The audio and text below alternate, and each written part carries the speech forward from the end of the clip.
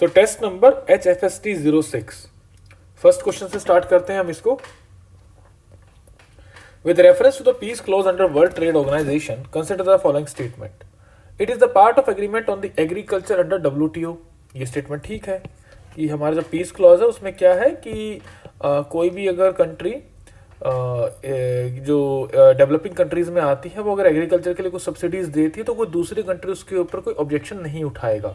So it is part of the agreement on agriculture under WTO.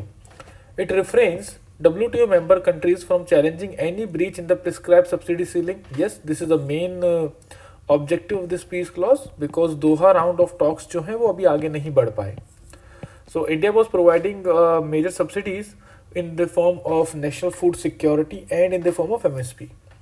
तो उसमें India wanted कि जब तक ये दोहा राउंड ऑफ टॉक्स जो है पूरा ना हो जाए तब तक कोई इसके ऊपर ऑब्जेक्शन ना आए एग्रीकल्चर सब्सिडीज के ऊपर. So second statement is absolutely right.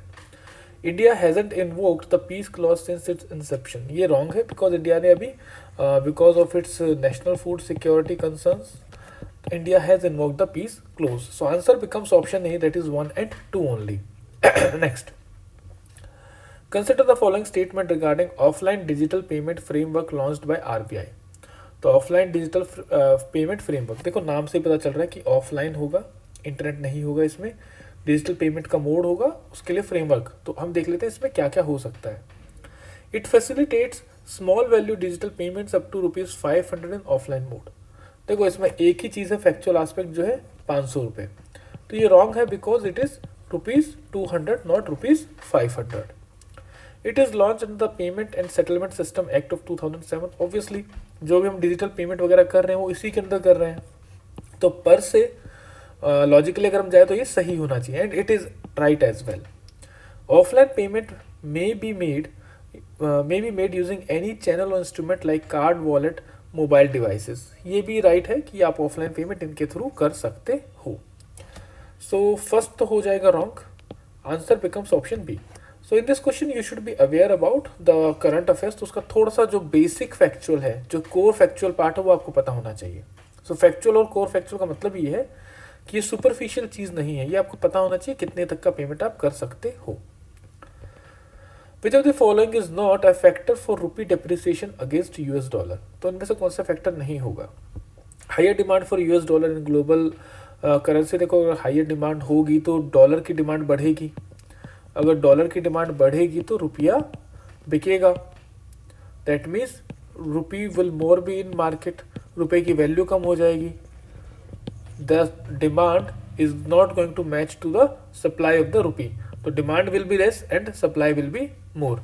So first तो हो जाएगा राइट कि अगर US डॉलर की डिमांड हाई होगी तो US डॉलर की वैल्यू बढ़ेगी. Second, more imports than exports. देखो अगर इम्पोर्ट ज़्यादा होंगे तो हमारा जो बैलेंस ऑफ पेमेंट है वो भी बढ़ जाएगा, या आप कह सकते हो ट्रेड बिल हमारा बढ़ जाएगा. ट्रेड बिल अगर बढ़ जाएगा हमारा तो रुपए की वैल्यू अगेन कम हो जाएगी. तो दिस इज ऑल्सो राइट कि ये दोनों फैक्टर्स जो रुपया है उसकी डेप्रिसिएशन को रिइंफोर्स करते हैं. तो क्वेश्चन के अकॉर्डिंगली ये रॉन्ग हो जाएंगे. More crude oil prices, yes obviously ये इंपोर्ट्स की तरह ही है, अगर इंपोर्ट बिल हमारा बढ़ेगा तो रुपए की वैल्यू कम होगी. Rise in foreign capital inflows. देखो अगर फॉरेन कैपिटल इनफ्लोज आएंगे इंडिया में तो क्या होगा, डॉलर से वो कन्वर्ट होंगे रुपए के अंदर, तो इससे क्या होगा, रुपया बाय किया जा रहा है. तो demand for rupee has now increased. So answer becomes option D. Next, with reference to the inflation index bonds, which of the following statement below is not correct. Not correct पूछा है उसने. IIBs provide investor the hedge against inflation risk. पता है ना inflation bonds के बारे में कि इसमें क्या होता है, जो आपका रेट ऑफ इंटरेस्ट है या जिसे बोलते हैं कूपन रेट, वो आपका इन्फ्लेशन के साथ अटैच्ड है. कि मान लो अगर इन्फ्लेशन 4% है तो कूपन रेट बोलता है कि इन्फ्लेशन +5, इन्फ्लेशन +3. तो अगर 4% इन्फ्लेशन चल रहा है तो आपको +3% और कर देंगे तो 7% आपको इंटरेस्ट मिलेगा उस पर. अगर इन्फ्लेशन 6 हो जाता है तो आपको इंटरेस्ट रेट 9% मिलना शुरू हो जाएगा. वहीं अगर इन्फ्लेशन 2% होगा तो आपको जो इंटरेस्ट रेट है 5% मिलेगा. तो इसमें क्या होता है कि जो इन्फ्लेशन है उस रिस्क से हम बच जाता है investor. Second, IIBs enhance the credibility of anti inflationary policies. क्या ये एंटी इन्फ्लेशनरी पॉलिसीज की क्रेडिबिलिटी को एनहांस करता है? यस करता है. कि हमारी जो पॉलिसीज है वो इन्फ्लेशन को टैकल करने के लिए, तो दोनों स्टेटमेंट ठीक है। तो क्वेश्चन के अकॉर्डिंगली दोनों रॉन्ग हो जाएंगे बिकॉज ये नॉट करेक्ट पूछ रहा है। IIBs persuade investors in physical assets like real gold, real estate etcetera. अब ये रॉन्ग हो जाएगा, क्यों? क्योंकि हम क्या करते हैं, जब इन्फ्लेशन होता है तो हम इन चीज़ों में पैसा डालते हैं, रियल एस्टेट में, गोल्ड में। तो इन चीज़ों को डिसइंसेंटिवाइज करने के लिए ही हम इन्फ्लेशन इंडेक्स बॉन्ड लेके आए थे कि जो पैसा आप बॉन्ड्स में डालोगे that money is going to give you returns, वो आपको कभी भी धोखा नहीं देगा। सो दिस बिकम्स राइट, ये आंसर हो जाएगा आपका। फोर्थ भी देख लेते हैं। IIBs are a way for government to reduce its cost of borrowing. Obviously ये कहीं पे भी यू कैन से कि कॉस्ट ऑफ बोरिंग से तो कह सकते हो रिलेट नहीं करता, या अगर आप थोड़ा सा सोचोगे इसमें तो इन्फ्लेशन इंडेक्स बॉन्ड्स में ऐसा होता है कि जो गवर्नमेंट को पे करना है वो भी इन्फ्लेशन के अकॉर्डिंग होता है, तो उस government is also able to save in that. So this statement is right. So answer becomes option C. Consider the following statement regarding India's external debt. India's net external debt is continuously rising every year over the last decade. The statement is wrong. बीच में there were fluctuation especially in March 2019-20. तो उस time पे fluctuations थी, तो this is wrong because वो continuously rising every year तो थोड़ा extreme statement हो गया, तो इसको हम wrong कर सकते हैं। Most of India's external debt is denominated in Indian rupee. That again is wrong because जो एक्सटर्नल डेप्ट है मोस्टली वो डॉलर में डिनोमिनेटेड है, लगभग 60%। सो दोनों स्टेटमेंट हो जाएंगी रॉन्ग आपकी। नेक्स्ट चलते हैं। With reference to privatization of private public sector banks in India sometimes seen in news recently which can be the possible benefits. इनमें से कौन सा बेनिफिट हो सकता है प्राइवेटाइजेशन के पॉइंट ऑफ व्यू से? It will improve asset quality of the banks. Yes, asset quality थोड़ी सी इंप्रूव होगी बैंक्स की। Better human resource management, yes this is possibility. Safety of deposits will be enhanced, ये हो जाएगा आपका wrong कि उससे सेफ्टी ऑफ डिपॉजिट कैसे एनहांस होगा? प्राइवेटाइजेशन से सेफ्टी ऑफ डिपॉजिट्स को हम एनहांस नहीं कर सकते। इवन अगर पब्लिक बैंक है तो गवर्नमेंट गारंटी है उसके ऊपर। It will improve competitiveness of the banks. हाँ, कॉम्पिटिटिवनेस इंप्रूव करेगा कि प्राइवेटाइजेशन से न्यू टेक्नोलॉजी आएगी। Financial inclusion of the weaker section, ये अगेन एक डिबेटेबल चीज़ हो जाती है कि प्राइवेट बैंक्स रूरल एरियाज में क्यों खोलेंगे, या वो ऐसे एरियाज में क्यों बैंक खोलेंगे जहां उनको बेनिफिट नहीं हो रहा। तो financial inclusion of weaker section is mostly the prerogative of government, but private sector उसमें ज़्यादा पार्ट प्ले नहीं करता। हाँ, गवर्नमेंट डायरेक्शन देता है प्राइवेट सेक्टर को करने के लिए। So fifth statement and third statement are not as such appropriate. तो थर्ड हटा देते हैं। अगर हम थर्ड हटा दें, दो ऑप्शन तो वैसे ही हट गए और फिफ्थ अपने आप हट जाएगा थर्ड के साथ। तो अगर थर्ड क्लियर है तो फिफ्थ तो अपने आप हट जाएगा। Then second is very appropriate statement, so answer becomes option B. Next, with reference to vostro and nostro account sometimes in news recently consider the following statement. देखो, वोस्त्रो नोस्त्रो का मतलब ये होता है कि मान लो SBI है, वो एक US का कोई भी आप बैंक ले लो, मान लो फेडरल बैंक ही ले ले, तो उसका अकाउंट मेंटेन करता है और वो अकाउंट मेंटेन करता है इंडियन रुपी के अंदर। तो इंडिया के लिए क्या हो गया, वो वोस्त्रो अकाउंट हो गया, और फेड बैंक के लिए हो गया नोस्त्रो अकाउंट। तो this is the concept of vostro and nostro. Vostro का मतलब है यूअर्स, लैटिन में इसका मतलब है yours. So SBI is maintaining a vostro account of federal bank of US in rupee denomination में रहेगा। अब क्वेश्चन देख लेते हैं। A vostro account is an account that a domestic bank, जैसे SBI हमने बोला यहाँ पे, holds for a foreign bank, federal bank के लिए, in the domestic banks currency यानी रुपए के अंदर। सो आंसर बिकम्स, ये हो जाएगा सही। The account open by Indian bank in US will be a nostro account for the Indian bank. देखा, अब इसको उल्टा कर दो, यहाँ पे फेडरल बैंक के लिए नोस्त्रो था, अगर मान लो फेडरल बैंक के अंदर SBI का अकाउंट हो तो SBI के लिए क्या बन जाएगा, वो नोस्त्रो account. So this statement is also right. Answer becomes option C, both 1 and 2. A mini clonal technology for plantation has been in practice for years. It offers which of the following advantages as compared to the traditional nodal cutting technologies? तो mini clonal technology के बारे में ये ध्यान रखना, क्योंकि ये थोड़ा बड़े बड़े वर्ड्स यूज हो जाते हैं कई बार, तो वी गेट कंफ्यूज्ड। तो बेसिक क्लोनिंग है और कुछ नहीं है, क्लोन बनाना है इसमें। Uniform rooting ensures higher productivity in the technique. हाँ ठीक है, हाइयर प्रोडक्टिविटी आ ही जाती है यूनिफॉर्मिटी से, क्योंकि एक ही चीज़ हमें करनी होती है। एपिजेनेटिक वेरिएशन, अब देखो वेरिएशन की बात कर रहे हैं यहाँ पे, ध्यान रखना variation. Epigenetic variation is higher in the technique leading to improve planting result. देखो क्लोनिंग के अंदर क्या होता है, क्लोनिंग के अंदर आप एक ही डीएनए या एक ही सेल के आप मल्टीपल चीज़ें डुप्लीकेशन कर देते हो, तो सेम ही चीज़ बनती है। तो इसमें वेरिएशन की जो ऑब्जेक्टिविटी है वो खत्म हो जाती है। क्लोनिंग के अंदर वेरिएशन नहीं होता, क्यों? क्योंकि सेम ही चीज़ तो बन रही है। So the second statement becomes wrong. So answer is option A, that is one only. सो देखो सिर्फ क्लोनिंग से क्वेश्चन हो जाएगा, मिनी क्लोनल टेक्नोलॉजी का भी नहीं पता तो भी काम चल जाएगा आपका। तो क्वेश्चन देख के या हाई वर्ड्स हैवी वर्ड्स देख के भागना मत क्वेश्चन से, उसको अटेम्प्ट करने की कोशिश करो, वो होगा अटेम्प्ट। नेक्स्ट, और अगर आपसे अटेम्प्ट नहीं होगा तो बाकी बच्चों से भी नहीं हो पाएगा। Next, consider the following statement about a crop and identify the crop. It is sown in hot and dry climatic conditions in north western and western part of the country. ठीक है, तो ये नॉर्थ वेस्ट और western part of the country में होता है। The coarse cereal occupies 55.2% of the total crop area in the country. ठीक है, leading producers of this crop are Maharashtra, Gujarat, Uttar Pradesh, Rajasthan and Haryana. तो देखो अब ऑप्शन देख लेते हैं, जवार, बाजरा, मेजर, व्हीट। देखो व्हीट का तो बहुत ज़्यादा परसेंटेज है क्रॉप्ड एरिया में, तो व्हीट तो वैसे ही हट जाएगा। देन मेज, जवार एंड बाजरा, तो जवार बाजरा दोनों के दोनों नॉर्दर्न इंडिया में मिलते हैं, तो आंसर हो जाएगा इसका option B, that is bajra. Next देख लेते हैं, India alone accounts for more than 50% global raw cotton production. Okay, देखो इंडिया मोर देन 50% नहीं है, क्योंकि इंडिया के साथ साथ और कंट्रीज हैं, जैसे आपकी चाइना हो गई, पाकिस्तान हो गई, उज्बेकिस्तान हो गई, इजिप्ट हो गई।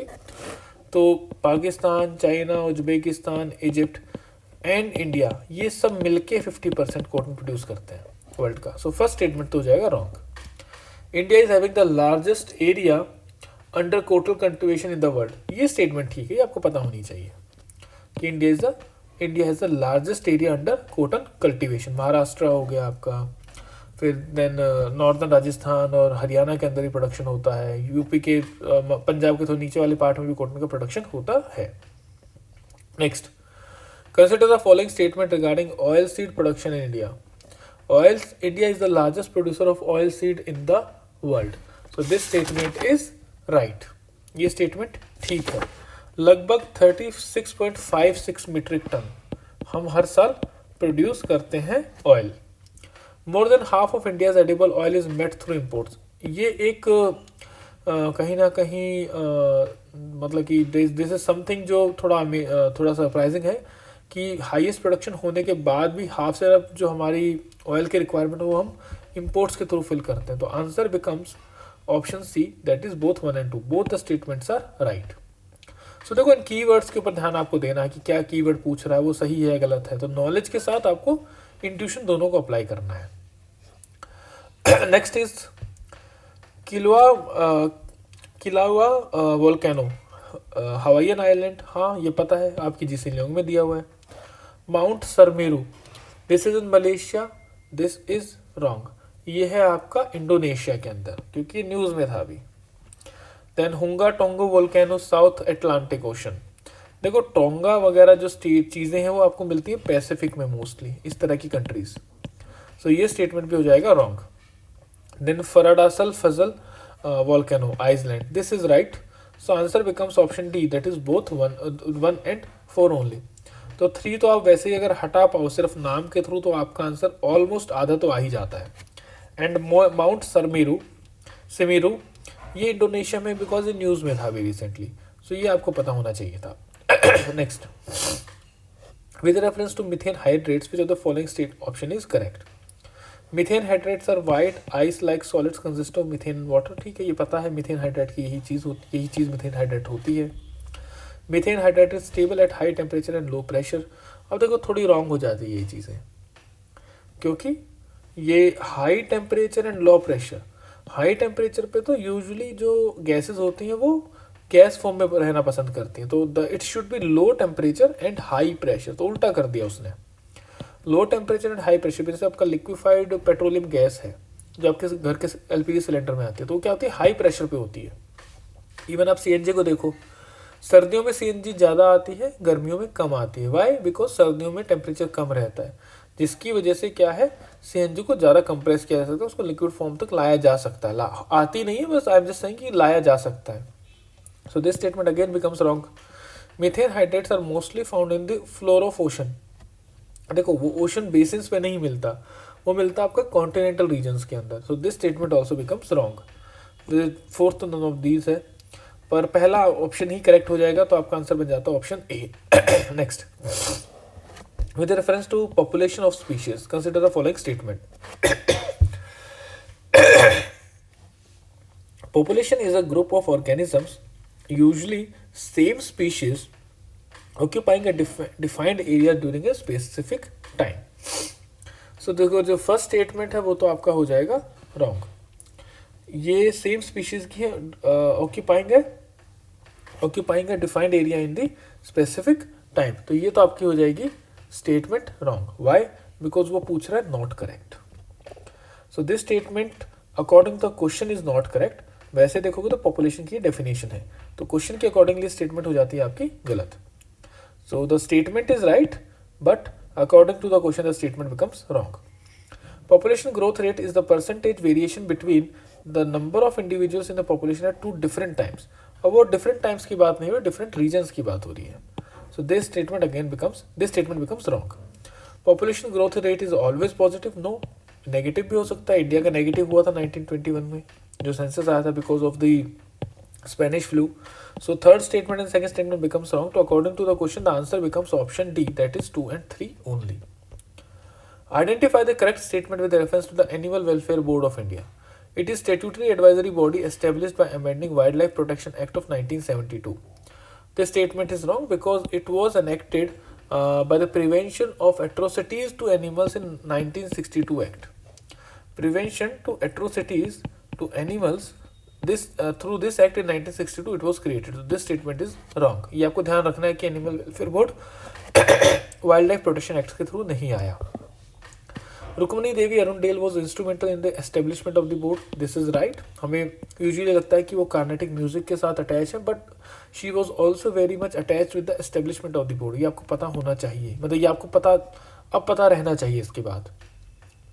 The headquarter of the animal welfare board of India is New Delhi. नहीं, ये हरियाणा के अंदर है। There is a place known as Ballabhgarh, तो वहाँ पे इसको एस्टेब्लिश किया गया है। So this statement becomes wrong. The animal welfare board is headed by Ministry of Environment and Forest Education. This is again wrong. It is headed by a senior person from the ministry.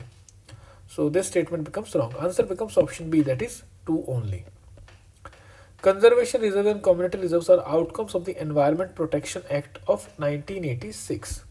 अब देखो हमें पता है जो जितने भी आपके protected areas है वो आते हैं wild life protection act of 1972 के थ्रू, तो ये हो जाएगा रॉन्ग।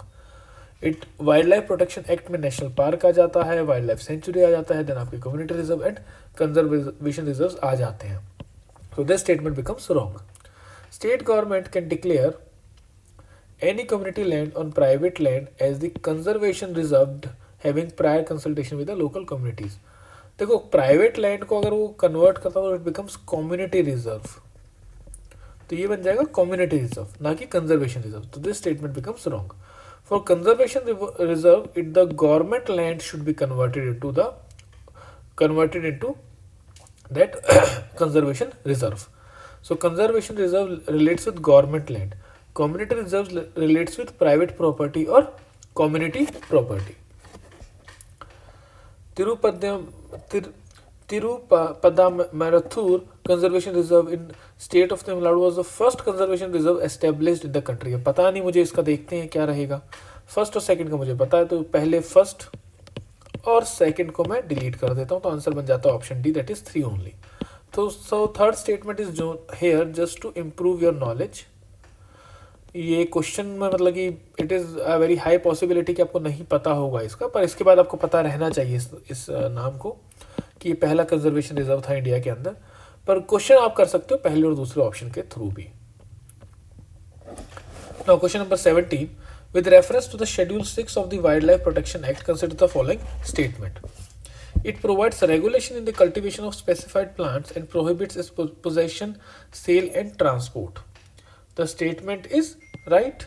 शेड्यूल 6 में क्या है, शेड्यूल 6 में ऐसी प्लांट वेराइटीज दी हुई हैं जिसका प्रोडक्शन इंडिया में अलाउड नहीं है। मेनली जो ड्रग्स रिलेटेड प्लांट्स हैं उनकी बात हो रही है यहाँ पे। Both cultivation and trade of the specified plants can be done only with the prior permission of the competent authority. This is right. Bidom, cycad and blue vanda are especially mentioned in the schedule. ये भी सही है, तो answer becomes option D, that is 1, 2 and 3. Which gases can have a direct effect on the ozone layer and also called global warming? ठीक है, पहला आ गया हाइड्रोफ्लोरोकार्बन्स, yes HCF हमने बैन करवाए हैं। क्लोरोफ्लोरोकार्बन्स इसमें भी प्रॉब्लम थी, ये भी हमने बैन करवाए हैं। कार्बन डाइऑक्साइड का ओजोन के ऊपर कोई ऐसा इम्पैक्ट नहीं है तो इसको हम काट देते हैं। हाइड्रोफ्लोरोकार्बन्स, ये देखो ये गलत हो जाएगा, क्यों? क्योंकि हमने क्लोरोफ्लोरोकार्बन्स और हाइड्रोफ्लोरोकार्बन्स को चेंज करके हमने सॉरी ये अब गलत हो गया। देखो हाइड्रोफ्लोरोकार्बन्स जो हैं उनका ओजोन के ऊपर इम्पैक्ट नहीं होता, जो क्लोरो जहाँ पर भी वर्ड आता है वो इम्पैक्ट करता है आपके ओजोन को। तो क्लोरोफ्लोरोकार्बन्स और हाइड्रोक्लोरोफ्लोरोकार्बन्स को हमने चेंज करके या हमने रिप्लेस किया है with hydrofluorocarbons, and it happened through Montreal protocol. I am repeating again, थोड़ा मिसस्पेल हो गया था। Hydrofluorocarbons are now used as refrigerant in the air conditioning. पहले यूज होते थे क्लोरोफ्लोरोकार्बन और हाइड्रोक्लोरोफ्लोरोकार्बन। तो जहाँ पे भी क्लोरो वर्ड आता है वो यूजली ओजोन को डिप्लीट करता है। So option 2 and 4 are right और ऑप्शन 1 हो जाएगा गलत। Then you have hexafluoride. Hexafluoride का डोंट नो, पता नहीं इसका क्या है क्या नहीं है। सो आंसर देख लेते हैं, जहाँ पे भी 1 है उसको तो आप हटा दोगे, ठीक है। कार्बन डाइऑक्साइड 3 भी आपका हो जाएगा wrong. So answer becomes option C. So hexafluoride also does not affect your ozone. Ozone को अफेक्ट करते हैं क्लोरोफ्लोरोकार्बन्स और हाइड्रोक्लोरोफ्लोरोकार्बन्स। नेक्स्ट चलते हैं, क्लीन डेवलपमेंट मैकेनिज्म है। It allows emission reduction project in developing countries to earn certified emission reduction credits each equivalent to 10 tons of CO2। देखो 10 ton नहीं है, ये 1 टन है, बाकी पूरी स्टेटमेंट सही होती, तो आंसर ये हो जाएगी wrong. The mechanism is described under Kyoto protocol, ये स्टेटमेंट ठीक है। Now question is asking which of the following is not correct. Not correct में क्या आ जाएगा? Option A, that is 1 only. With reference to the species diversity, consider the following statement. It is the ratio of one species population over the total number of organisms across all the species in a given biome. The statement is very much right. ये इसकी definition है, तो ये आपको पता रहनी चाहिए. Directly comes from your basic concepts. 1 would be infinite diversity and 0 represents only a limited diversity. देखो 1 क्या होगी? 1 का मतलब ये होगा कि it is having only 1 species diversity. 0 means it is infinite diversity, तो ये हो जाएगा statement wrong. Third, it refers to variety of living organisms on the earth. Yes, ये जो है ये लिविंग ऑर्गेनिजम्स की वैरायटी के लिए बात करता है, तो third statement is very generalistic. तो first and third are right and second becomes wrong. Basically ये conceptual question should not be wrong, basic concept से है question. The Anushilan Samiti was founded by Arvindo Ghosh, was a renowned revolutionary group of India. देखो it was not founded by Arvindo Ghosh, it was founded by Pramod Mitra. तो मित्र ने इसको find किया था, प्रमोद मित्र ने इसको फाइंड आउट किया था 1902 में। तो अरविंदो घोष इज रॉन्ग, सो 1 तो हट जाएगा आपका। The Arvindo Ghosh and Brinda Ghosh were tried in the Alipur conspiracy case. This statement is right. Famous case था Alipur conspiracy case. तो सेकंड स्टेटमेंट हो जाएगा आपका राइट। इनके साथ जितेंद्र बनर्जी, देन जितेंद्र बनर्जी थे, फिर अरविंदो घोष थे, बृंदा घोष थे। इन तीनों को अलीपुर कॉन्स्पिरेसी केस में ट्राई किया गया था। So answer becomes option B. अब एक बार you open your spectrum book and just go through कि अलीपुर कॉन्स्पिरेसी केस क्या था, जिन बच्चों को नहीं पता इसके बारे में। एंड ऑल्सो एक बार अनुशीलन समिति का भी बेसिक देख लेना, हेल्पफुल रहेगा आपके लिए। With reference to the Ghadar party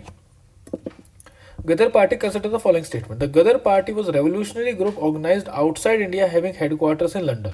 देखो हेडक्वार्टर्स इन लंदन तो पॉसिबल ही नहीं है, वो तो ब्रिटिश का अंडर था। It was headquarter in San Francisco. So this statement, देखो जो भी रेवोल्यूशनरी ग्रुप होगा वो लंदन में रहकर तो ऑपरेट नहीं कर सकते, वो पॉसिबिलिटी ही नहीं है। तो इट वॉज कैनेडा और यूएस जहाँ पे वो ऑपरेट कर सकते थे। तो फर्स्ट स्टेटमेंट हो गया आपका wrong. The Ghadar party was to organize assassinations of official publish revolutionary anti imperialistic literature. देखो असैसिनेशन की बात नहीं की, उसने रिवोल्ट की बात की थी कि हम आर्म रिवोल्ट करेंगे इंडिया के अंदर और इंडिया को आज़ाद कराएंगे। तो this statement again becomes wrong. The Ghadarites The Ghaddarites intended to bring revolution in British society so as to they could be treated with respect there. So ये statement अगर दोबारा से वैसी हो जाती है तो this statement becomes wrong. Now अब आते हैं which of the following is or are correct. अब ऑप्शन में तो दिया नहीं हुआ कुछ भी, तो जो बेस्ट स्टेटमेंट है वो हमें उठानी पड़ेगी। तो फर्स्ट तो बिल्कुल फैक्चुअली रॉन्ग है, तो इसको तो हम काट ही सकते, तो आंसर बन जाता है फिर ऑप्शन बी। तो इसके अंदर फिर हम जो असैसिनेशन ऑफ ऑफिशियल्स उसको मान लेते हैं कि हाँ यार सही है, क्योंकि रिवोल्ट के अंदर ये चीज़ें होंगी, तो ये स्टेटमेंट फिर हमारी सही मान लेंगे हम इसको।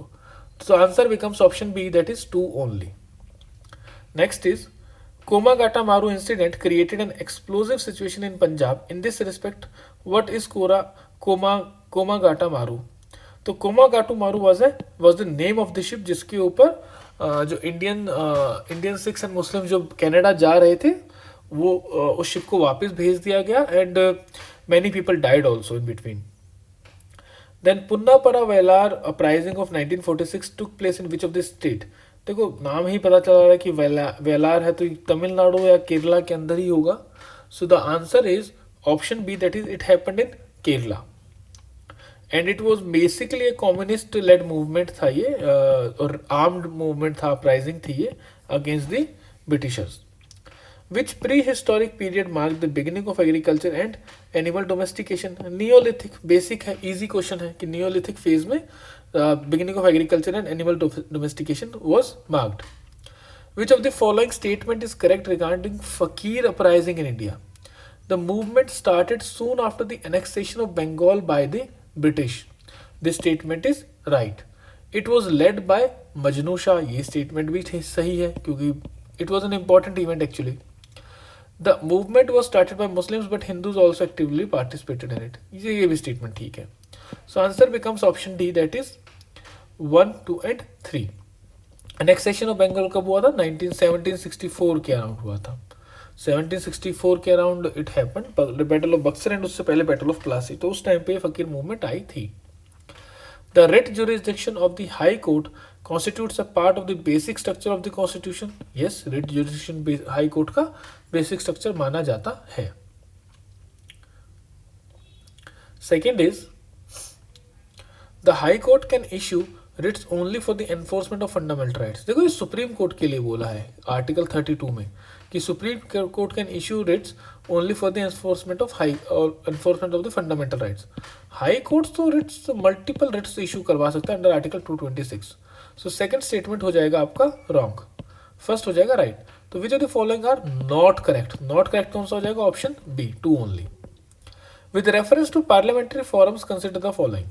Presently there are 8 parliamentary forums in India. ये स्टेटमेंट ठीक है, फैक्चुअल पार्ट है। The speaker of the Lok Sabha is the ex officio president of all the forums. अब ये रॉन्ग है। एक पार्लियामेंट्री फॉरम है जो पॉपुलेशन के ऊपर है, पॉपुलेशन एंड पब्लिक हेल्थ के ऊपर, तो उसका जो चेयरमैन है, the chairman is chairman of Rajya Sabha, यानी वाइस प्रेसिडेंट कह सकते हैं। Chairman of Rajya Sabha is the chairman of that और president of that forum. Second statement becomes wrong. Each forum consist of a maximum of 50 members including members of both the houses. अब ये भी गलत है। लगभग 22 मेंबर होते हैं हर एक फोरम के अंदर, और मतलब सॉरी आपके 31 मेंबर्स होते हैं हर एक फोरम के अंदर। 21 आते हैं लोकसभा से और 10 आते हैं राज्यसभा से। The member of these forums are nominated by the speaker और चेयरमैन ऑफ द हाउस। ये स्टेटमेंट तो ऑब्वियस जनरलिस्टिक स्टेटमेंट, तो फोर्थ तो करेक्ट हो ही जाएगा। तो first and fourth are correct, so answer becomes option D. The emoluments, allowances and privileges of the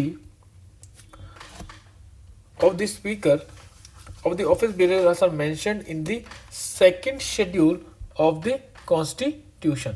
अब सेकेंड शेड्यूल के अंदर कौन से किस किस का दिया हुआ है ये हमें देखना है। तो सबसे पहले हम देख लेते हैं। It is the president of India. President of India का होगा या नहीं होगा? प्रेजिडेंट ऑफ इंडिया का होना चाहिए उसके अंदर। Then vice president of India, ये भी होना चाहिए। Speaker of the Lok Sabha, speaker of the Lok Sabha जो है वो प्रोविजंस उसमें नहीं दिए हुए। Then next is union minister of the state, तो union minister sorry speaker of the Lok Sabha का तो दिया हुआ, union minister of the state का नहीं दिया हुआ, तो ये हो जाएगा रॉन्ग आपका। Then you have member of parliaments, member of parliaments का भी मेंशन नहीं है, पार्लियामेंट्स खुद डिसाइड करते हैं उसको, पार्लियामेंट डिसाइड करता है इन दोनों की सैलरी, यूनियन मिनिस्टर की भी और मेंबर ऑफ पार्लियामेंट की भी। Then governor of the state की मेंशन और जजेस ऑफ द सुप्रीम कोर्ट की भी मेंशन है। तो इनको मेंशन करने का ऑब्जेक्टिव क्या है, तो आंसर तो बन जाएगा 1 2 3 6 and 7, that is option D. पर इनको मेंशन करने के ऑब्जेक्टिव क्या है, इनको मेंशन करने का ऑब्जेक्टिव, बेसिक ऑब्जेक्टिव ये है कि देयर इज इंडिपेंडेंस, पार्लियामेंट किसी भी तरीके से इनकी जो सैलरीज है वो उनकी डिसएडवांटेज के हिसाब से चेंज ना कर पाए कभी भी। सो answer becomes option D, that is 1 2 3 6 8 7। Which of the following is correct in the context of constitutional discretion of the governor? Dismissal of the council of ministers when it cannot prove the confidence in the house in the legislative assembly. तो ये आपका constitutional discretion नहीं है, ये आपका बन जाता है सिचुएशनल डिस्क्रिशन। तो ये स्टेटमेंट हो जाएगा wrong, because it is the situational discretion, not a constitutional discretion. Appointment of the chief minister when no party has clear-cut majority in the state legislative assembly, or when the chief minister in office dies suddenly and there is no obvious successor. So obviously this is again a situational discretion.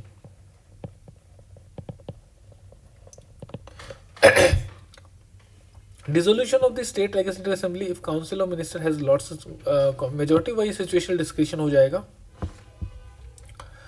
Then seeking information from chief minister with regard to administrative and legislative matters of the state. देखो ये आपका constitutional आ जाएगा क्योंकि constitutionally mandated discretion है ये। So this becomes your answer option D. Next is question number 31। Consider the following statement in context of national emergency. National emergency can not be restricted to only a part of the country. National emergency can not be restricted to only a part of the country. ये बात सही नहीं, ये बात सही नहीं है। क्यों? क्योंकि इट कैन बी, किसी एक पार्ट में आप नेशनल इमरजेंसी को लगा सकते हो। Second, 47th constitutional amendment act replaced internal disturbances with the armed rebellion. अब देखो 42 में नहीं हुआ, 44 में ये हुआ था। 42 में क्या हुआ था कि पहले नेशनल इमरजेंसी पूरे इंडिया में लगता था, उसने बोला कि नेशनल इमरजेंसी को किसी एक पार्ट में भी एनफोर्स किया जा सकता है, वो हुआ था 42nd अमेंडमेंट के हिसाब से। 44th ने क्या किया, नेशनल इमरजेंसी के ऊपर कुछ रिस्ट्रिक्शंस लगाए। तो एक रिस्ट्रिक्शन ये था कि जो नेशनल इमरजेंसी में इंटरनल डिस्टर्बेंस की बजाय आर्म्ड रेबेलियन यूज होगा, आर्म्ड रेबेलियन यूज होता तो ही आप नेशनल इमरजेंसी को लगा सकते हो। तो दोनों स्टेटमेंट रॉन्ग है, answer becomes option D. The next is question number 32। With reference to the concept of equality which of the following is correct? Political equality is sufficient to build an egalitarian and just society. This is obviously wrong. Political के साथ you need social equality, you need economical equality as well. तभी तो हमारे पास DPSP है। DPSP आपकी socio economic equality के लिए है, फंडामेंटल राइट्स आपकी पॉलिटिकल इक्वालिटी के लिए है। This statement becomes wrong. Equality means all people are entitled to the same rights and opportunity to develop their skills and talents. ये राइट है, सही लग रहा है statement. Equality implies eliminating all form of differences among people. अब all form का मतलब तो डाइवर्सिटी भी हो सकता है, तो दिस स्टेटमेंट बिकम्स रॉन्ग। बहुत ज़्यादा एक्सट्रीम और बहुत ज़्यादा मतलब कि इल कंसीव्ड स्टेटमेंट ये हो जाएगा। So answer becomes option B, that is equality means all people are entitled to the same rights. Next 33। With regard to the state legislature consider the following statement. The maximum and minimum strength for all state legislature is fixed at 560 respectively.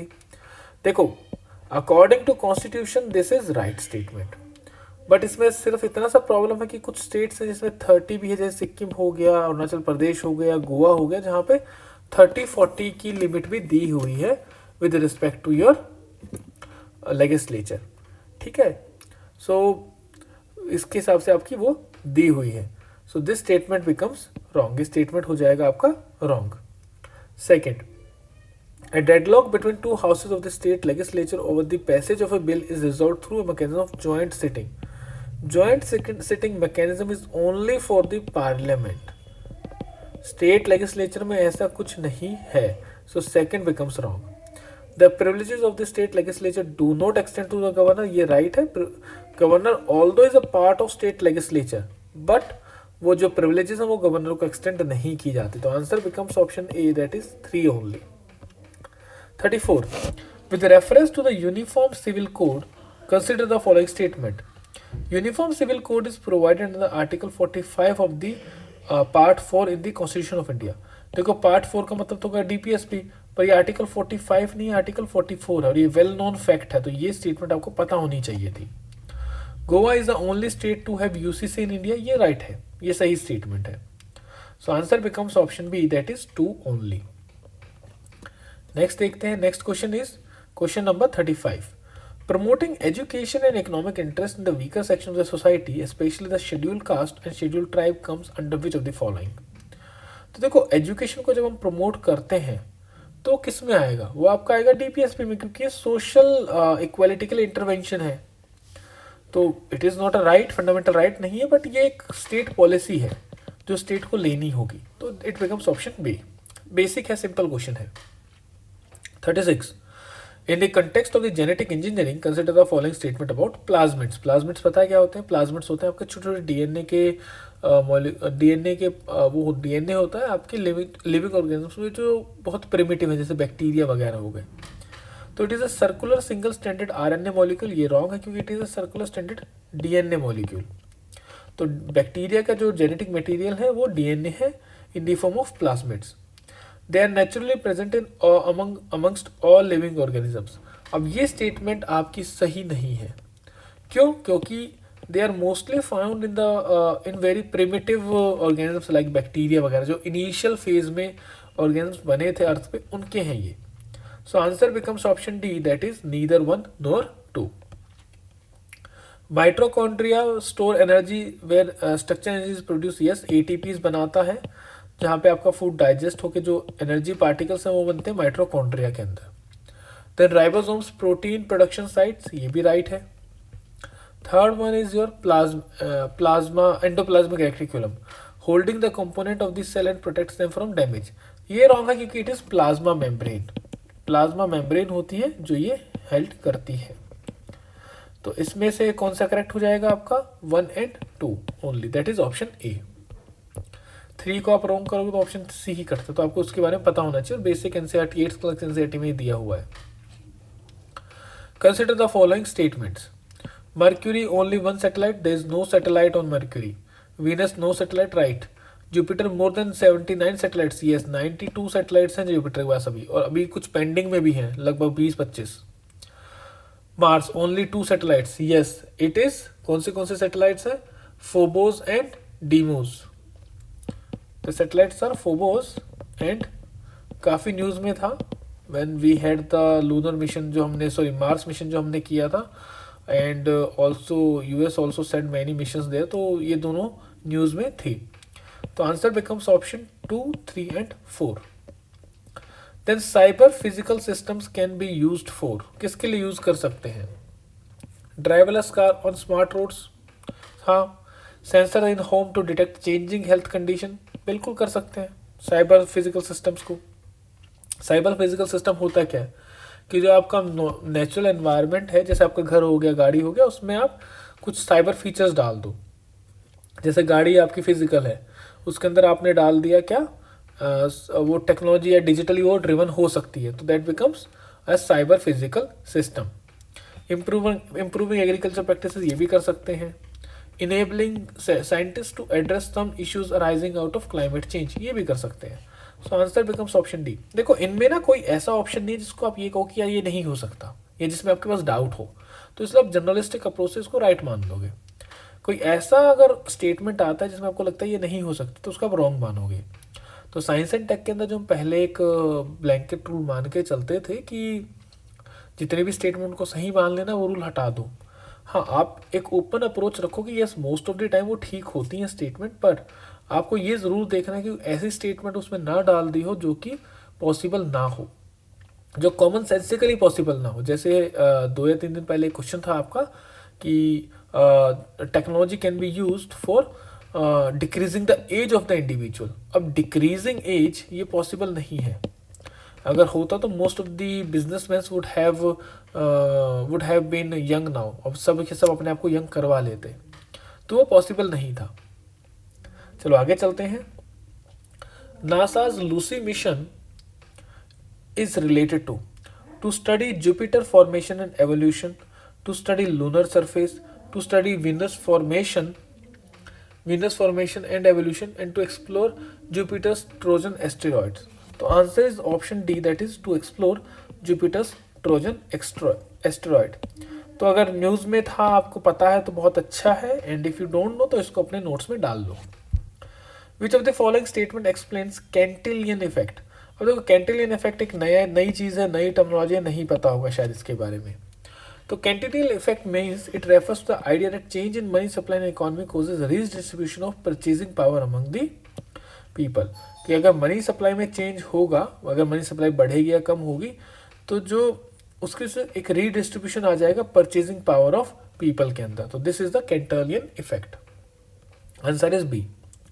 Right to health is guaranteed under which of the following article. देखो right to health explicitly कहीं पर भी नहीं है, पर article 21 that is right to life के अंदर वो मेंशन होता है। Very basic question, very easy question, गलत नहीं होना चाहिए। प्रोजेक्ट नेत्रा, देखो बहुत न्यूज़ में था। प्रोजेक्ट नेत्रा किसके बारे में है, पता होना चाहिए आपको। तो project Netra was about space debris, कि स्पेस में जो डेब्री है वो हमारे सैटेलाइट्स को खराब ना करे, उसके लिए है प्रोजेक्ट नेत्रा, कि उसको आइडेंटिफाई करेगा और आइडेंटिफाई करने के बाद उसको डिस्ट्रॉय भी कर लेगा। तो it is a early warning system to detect the space debris. Next, global anti microbial resistance and use surveillance system glass reports has been released by. तो ये रिपोर्ट्स WHO रिलीज करता है। तो फैक्चुअल पार्ट है, you can notes में इसको डाल सकते हो अगर नहीं पता है तो। देखो जो ऐसे फैक्चुअल पार्ट है, जैसे ये वाला क्वेश्चन हो गया, या ये कैंटोलियन थोड़ा कॉन्सेप्चुअल है पर नया कॉन्सेप्ट है जो आपकी बेसिक बुक्स में नहीं मिलता, या you can say project Netra भी। अब इसमें से जो इंपॉर्टेंट वाले हैं वो आपको पता होने चाहिए। हो सकता है कुछ क्वेश्चंस आपको ना पता हो, तो उसके लिए आपको डरने की जरूरत नहीं है। ये टेस्ट पेपर्स इसलिए होते हैं ताकि आपकी नॉलेज में एनहांस की जा सके। तो सिर्फ ये नहीं है कि सारे क्वेश्चन ठीक हो जाएंगे, जो क्वेश्चन गलत हो रहे हैं, जो क्वेश्चन नहीं पता है, उनको आप अपने नोट्स में डाल सकते हो, सो दैट आपका नॉलेज का जो एरिया है वो एम्बिट है वो बढ़ जाए। ठीक है, चलो आगे चलते हैं। Next question is about project Vani. तो प्रोजेक्ट वाणी के लिए देखते हैं। देखो प्रोजेक्ट वाणी के अंदर नहीं पता जैसे मुझे, तो मेरे पास बेस्ट ऑब्जेक्टिव क्या है, या तो मैं वाणी को एक्सपेंड करके देखो कि वाणी की कोई डेफिनेशन बन सकती है क्या। अगर वो नहीं हो पा रहा तो वाणी से रिलेटेड मैं कुछ देख लूँ कि इसमें क्या हो सकता है। तो देखो वाणी की अगर मैं एक्सपेंशन करूँ तो वाणी से मैं कुछ नहीं निकाल पा रहा हूँ। तो मैं एक काम करता हूँ, मैं देख लेता हूँ अगर कोई ऑप्शन में वाणी मतलब, जैसे वाणी का मतलब होता है कि साउंड से रिलेटेड अगर कुछ है तो उस ऑप्शन के साथ मैं शायद जाना पसंद करूँगा। तो first statement is built an artificial intelligence machine learning model to track communicable diseases. तो ये कम्युनिकेबल डिजीज के बारे में है। ओके, देख लेते हैं। Built an artificial intelligence machine learning to design a town and slum को डिजाइन करने के लिए। ठीक है। Then third is to collect language samples across the India. देखो ये लैंग्वेज की बात कर रहा है, वाणी की बात कर रहा है, मैं रिलेट कर सकता हूँ। ये अगर मुझे तीनों में से सिलेक्ट करना हो तो मैं इसके साथ जाना पसंद करूंगा, लैंग्वेज वाले के साथ।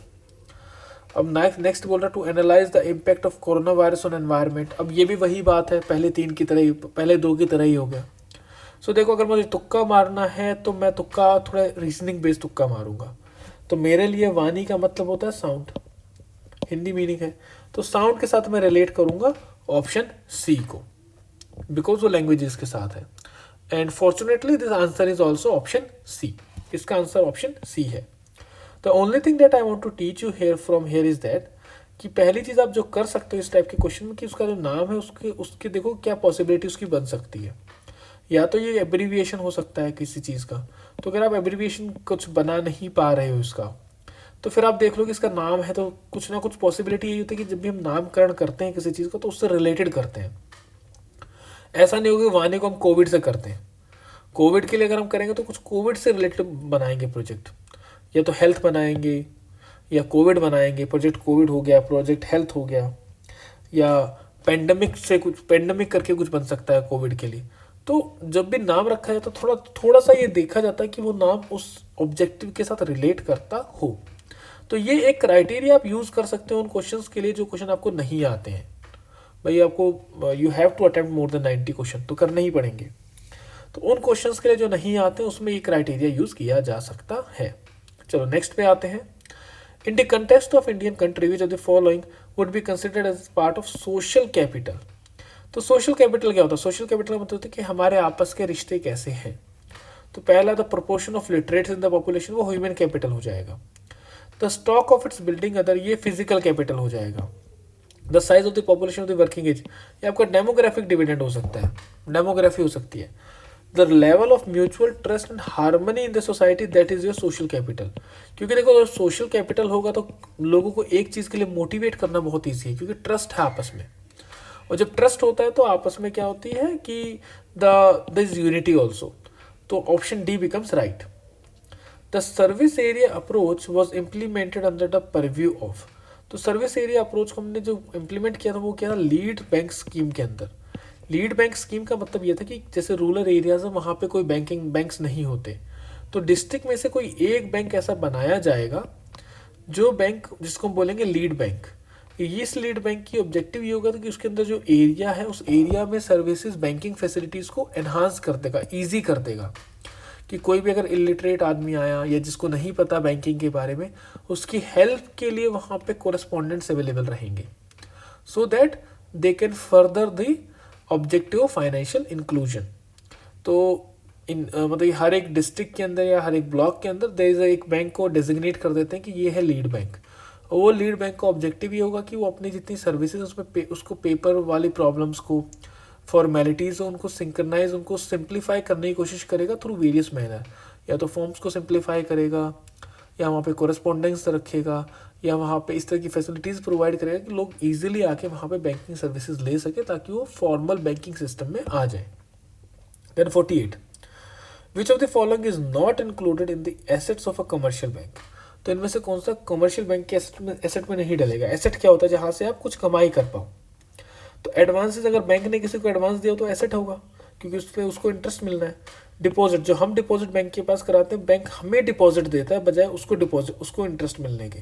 सो ये हो जाएगा आपका, ये एसेट नहीं है, तो ये आंसर होना चाहिए। देन इन्वेस्टमेंट, अगर इन्वेस्टमेंट किया तो आगे रिटर्न्स मिलेंगे, तो ये भी रॉन्ग हो जाएगा।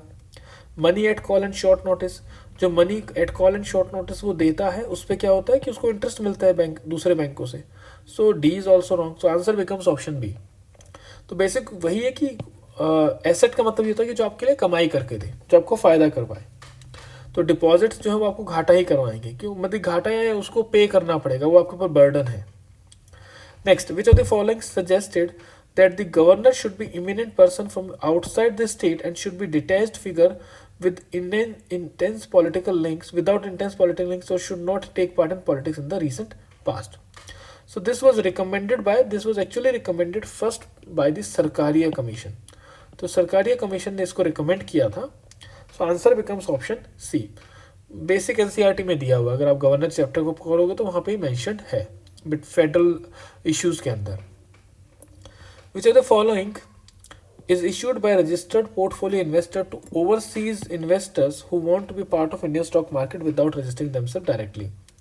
तो फॉरेन पोर्टफोलियो इन्वेस्टर क्या करते हैं, एफपीआई क्या करते हैं? They are going to issue derivatives, जिन डेरिवेटिव्स को ये ओवरसीज इन्वेस्टर खरीद सकता है, तो उसे हम बोलते हैं प्रोमिसरी नोट्स। तो दीज आर द डेरिवेटिव्स जिनको ये इन्वेस्टर खरीदेगा, इसे बोलेंगे promissory notes. Next, the poverty line is quite unsatisfactory when it comes to grasping the extent of poverty in India. तो यहाँ पे क्या बता रहा है? पॉवर्टी लाइन के बारे में बता रहा है कि वो अनसेटिस्फैक्टरी है। ठीक है, it is not only because of the extreme narrow definition of who is poor. तो अब यहाँ पे क्या दे रहा है? रीजंस दे रहा है कि क्यों ये अनसेटिस्फैक्टरी है। तो पहला इशू जो इसने बताया कि इसकी नैरो डेफिनेशन है of who is poor and debatable methodology, तो उसकी जो मेथोडोलॉजी है वो भी डिबेटेबल है। But also because of a more fundamental assumption underline it. उसके अलावा एक और अजम्पशन है जो उसके अंदर है, it exclusively relies on the notion of poverty as insufficient income. जो नोशन ऑफ पॉवर्टी वो इनसफिशिएंट इनकम या इनसफिशिएंट परचेजिंग पावर मान के चलता है। One can better categorize it by calling it income poverty, उसे हम इनकम पॉवर्टी कह सकते हैं। तो it can be in income poverty, अगर हम इस पर बात करें, पर ओवरऑल पॉवर्टी नहीं हो सकता. If poverty is ultimately about derivatives affecting human beings, then income poverty is only one aspect of it. तो इनकम पॉवर्टी क्या है, सिर्फ एक एस्पेक्ट. तो फिर उसके बाद वो बता रहा है कि इनकम पॉवर्टी को हम क्यों डिफाइन कर रहे हैं, क्यों डिफाइन करके हम गलती कर रहे हैं. Life merely in the impoverished state in which the person actually lives, but also the lack of real opportunities given in social constraint as well as personal circumstances to choose other types of living. Even the relevance of low incomes, meager possessions, and other aspects of what are standardly seen as economic poverty relates ultimately to their role in curtailing capabilities. Their role in severely restricting the choices people have lead to variable and valued life. तो उसके बाद उसने ये बताया कि real opportunities ना होने की वजह से क्या इम्पैक्ट होगा.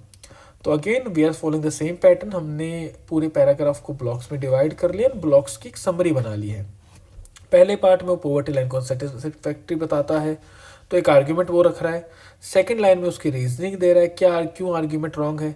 थर्ड लाइन में वो एक्चुअल रीजनिंग दे रहा है कि बेसिक प्रॉब्लम क्या है. तो सेकंड पार्ट में तो उसने ओवरऑल बता दिया कि 2-3 पॉइंट्स है जिसकी वजह से ये पॉवर्टी लाइन अनसेटिस्फैक्ट्री है. देन इस वाले पार्ट में वो बता रहा है कि हमारी जो अप्रोच है वो अप्रोच ही गलत है, जो अप्रोच हमने ली. क्यों? क्योंकि हम इनकम पॉवर्टी को लेते हैं.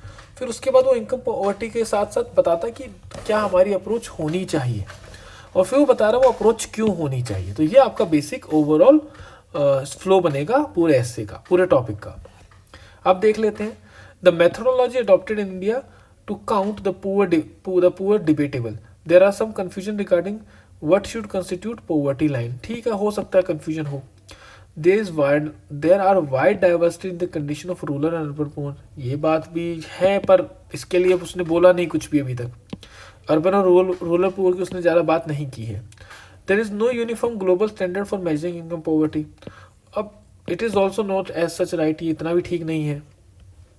It is measure on the proposition of poverty as a meagre income और बाइंग कैपेसिटी. देखो ये उसने डायरेक्टली बोला भी है यहाँ पर इस वाले पार्ट में. सो this becomes answer, your answer, that is option D. Now next पे चलते हैं. आई होप ये समझ आ गया होगा, ज़्यादा डिफिकल्ट क्वेश्चन था भी नहीं है. The digits 1 to 9 are arranged in 3 rows in such a manner that each row contains 3 digits and the number formed in the second row is twice the number formed in the first row. तो इस तरह से है कुछ.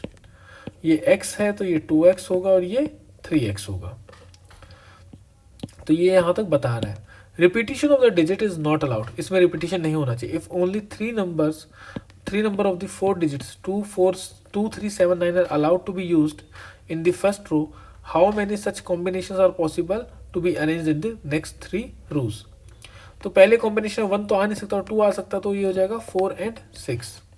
अगर 3 आता है तो बन जाएगा 6 and 9. अगर 4 आएगा तो बन जाएगा 8 and 12. तो ये 12 पॉसिबल नहीं है, तो ये गलत हो जाएगा. तो there are only 2 possibilities for it. So answer becomes option C.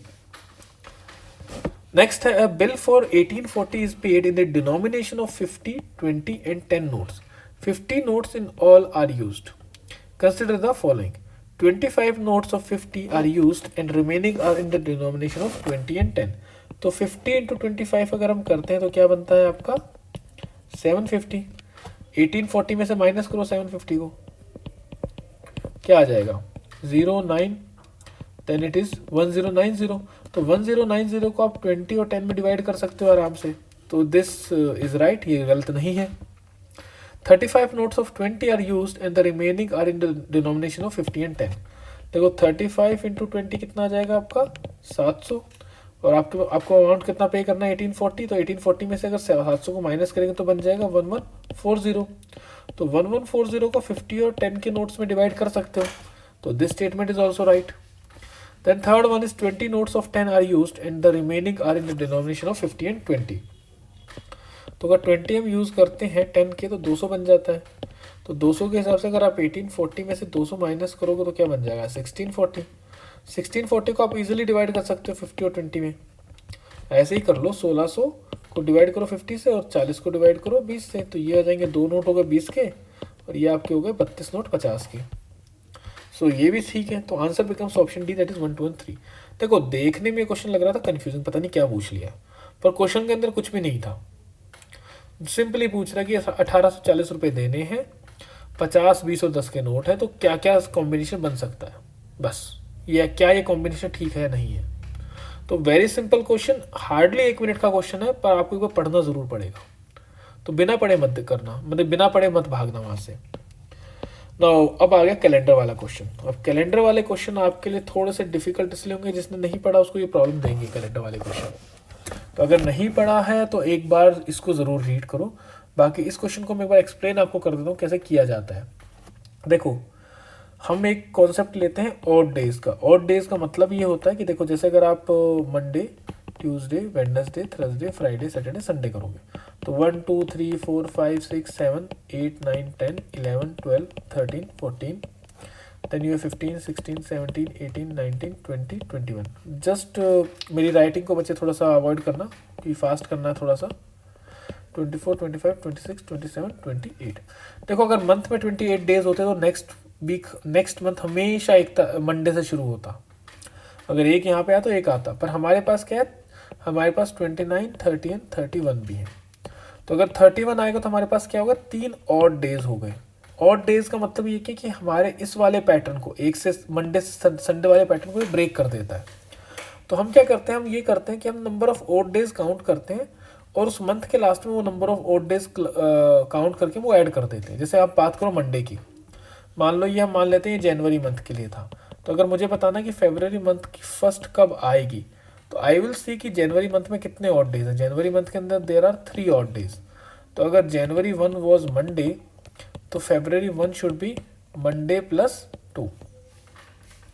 Monday plus 2 आपका क्या हो जाएगा, फरवरी हो जाएगा।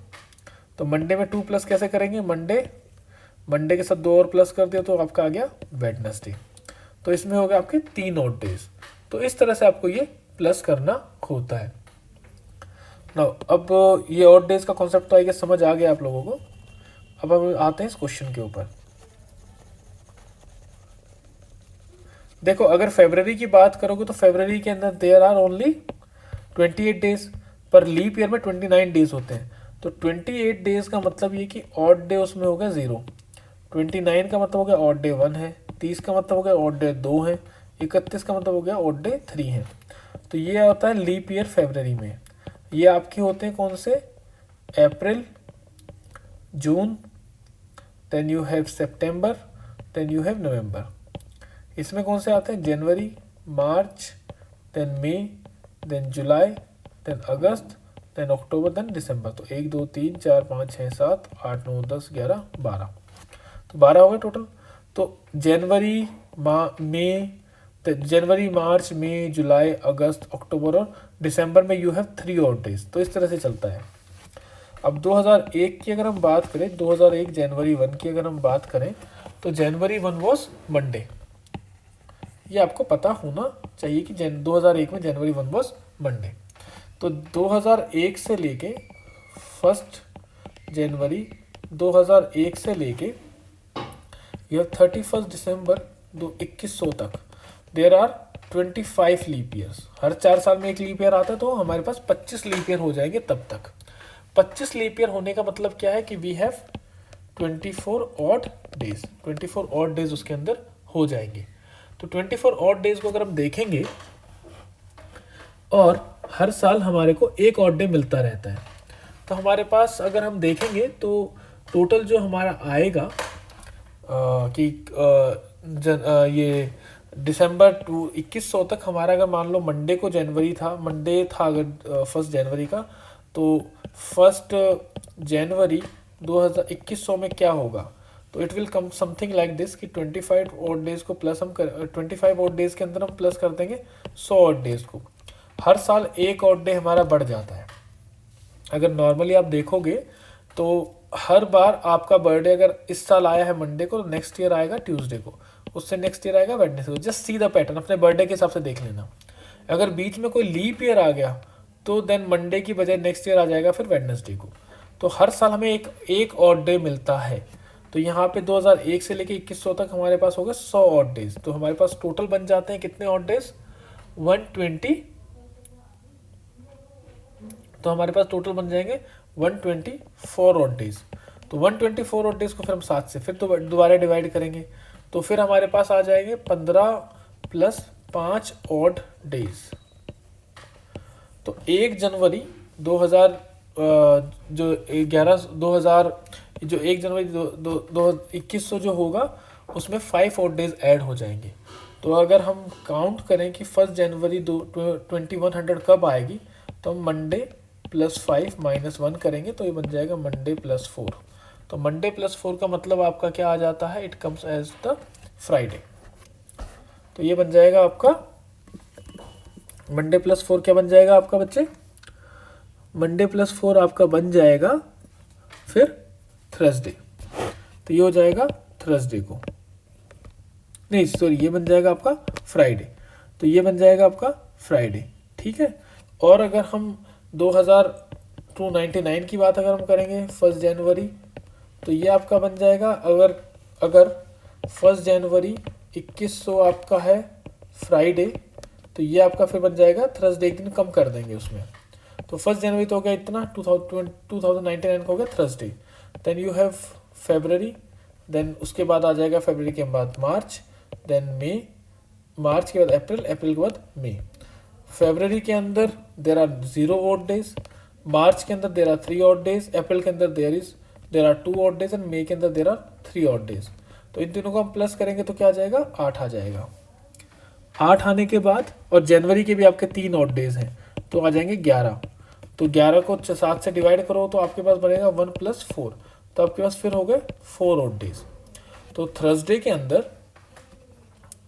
You are going to add plus 4, तो the answer becomes Monday. So answer क्या आ जाएगा आपका, मंडे। तो फर्स्ट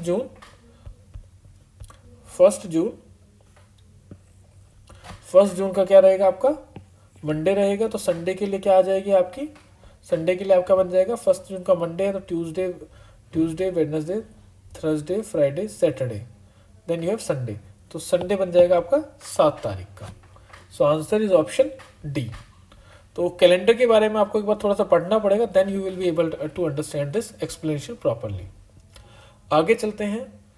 अगला क्वेश्चन मैथ्स का नहीं है, रीजनिंग बेस्ड है। अगला question is not math based, it is reasoning based.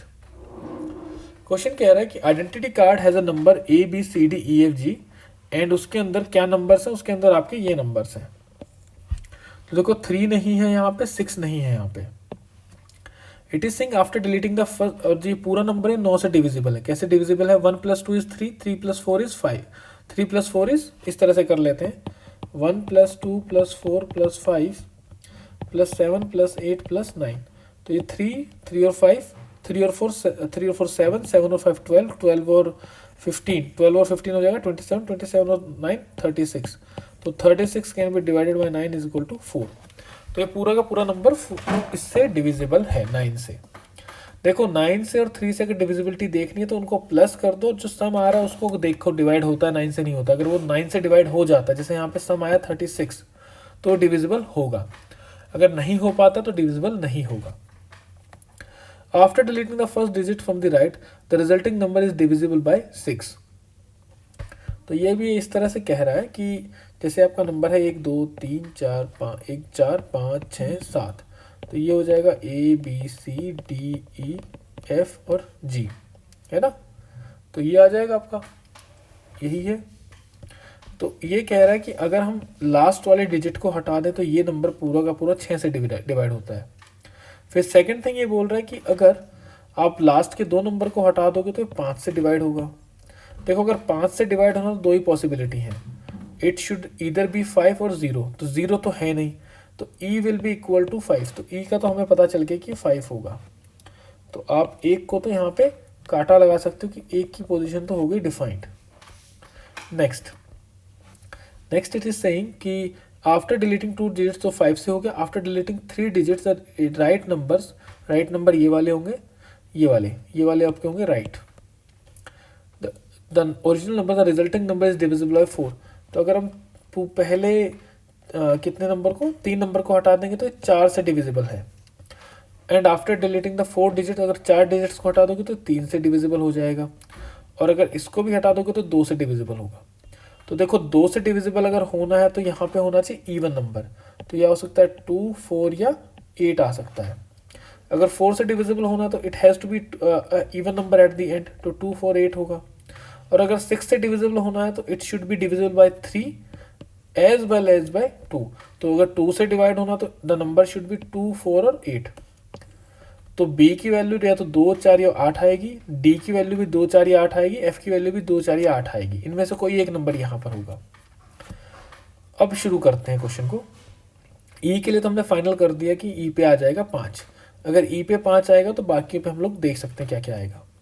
देखो अगर ये पूरा का पूरा नंबर, ये जो पूरा नंबर है, अगर ये 9 से डिविजिबल है तो यानी ये 3 से भी डिविजिबल होगा। ठीक है, तो ये पूरा नंबर 3 से डिवाइड होना चाहिए। सेकेंड थिंग, ये पहले 5, 1, 2, 3, 4, 5 f तक, सॉरी पहले 6, अगर ये 6 से डिविजिबल है तो 3 से भी डिविजिबल होने चाहिए।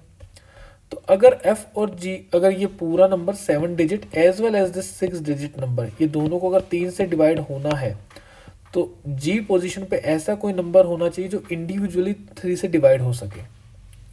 जैसे कि 9 यहाँ पे आ जाएगा। So the g will be equal to 9।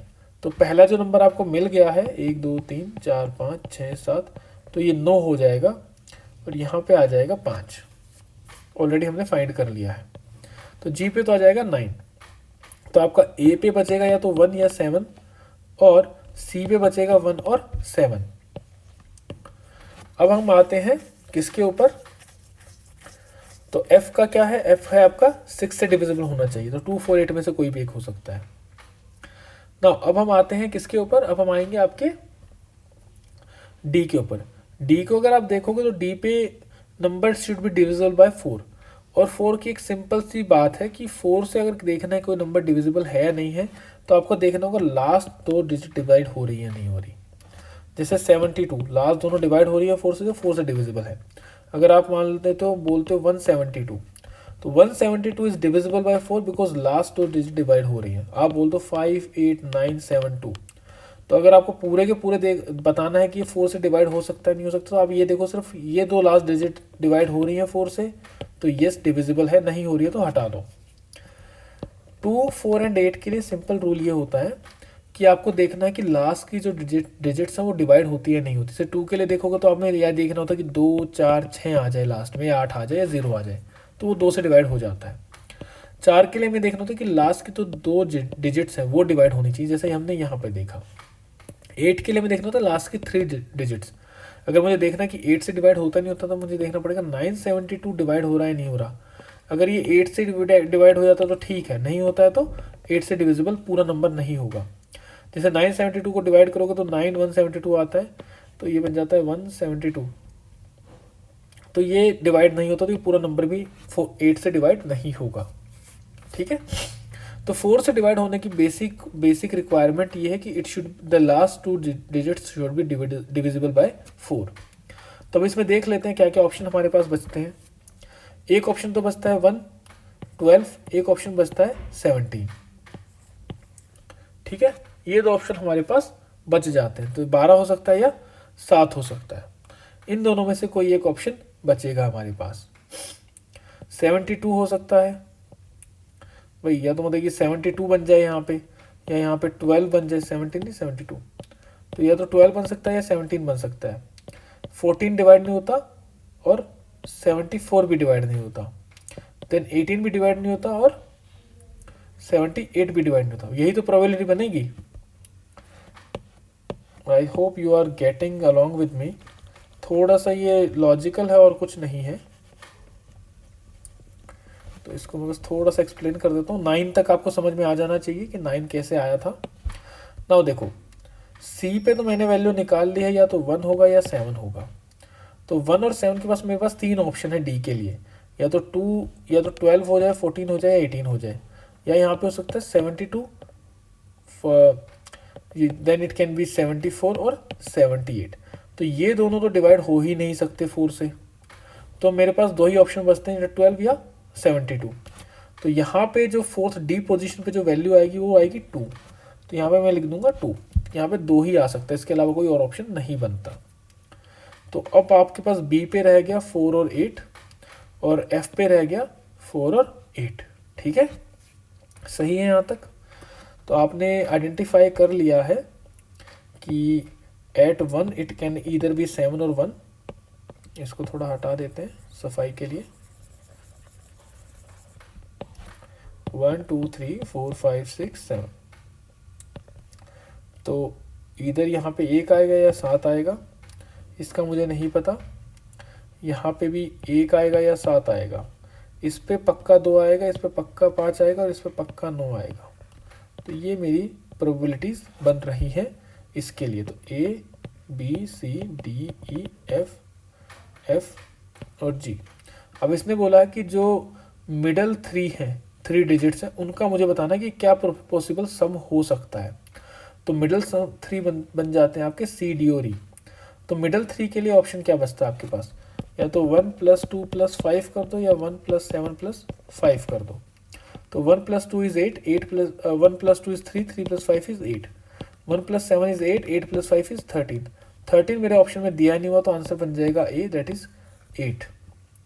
तो this is not a mathematical question, this is a reasoning based question, जिसमें आपको रीजनिंग करनी है। सो इसका आंसर बन जाएगा option A, that is 8। So with this we conclude our discussion. तो 2 चीज़ें आपको भी कर लेनी है। एक तो कैलेंडर वाले पार्ट को आप कवर कर लीजिए, not a difficult as such. एक बार कैलेंडर वाला पार्ट कर लोगे तो एक्सप्लेनेशन भी इजीली समझ आपको आ जाएगा। दूसरा, कुछ जो टर्मिनोलॉजीज में नई आई है उनको अपने नोट्स में डाल लीजिए। So with this we conclude our discussion for the today. Thank you very much.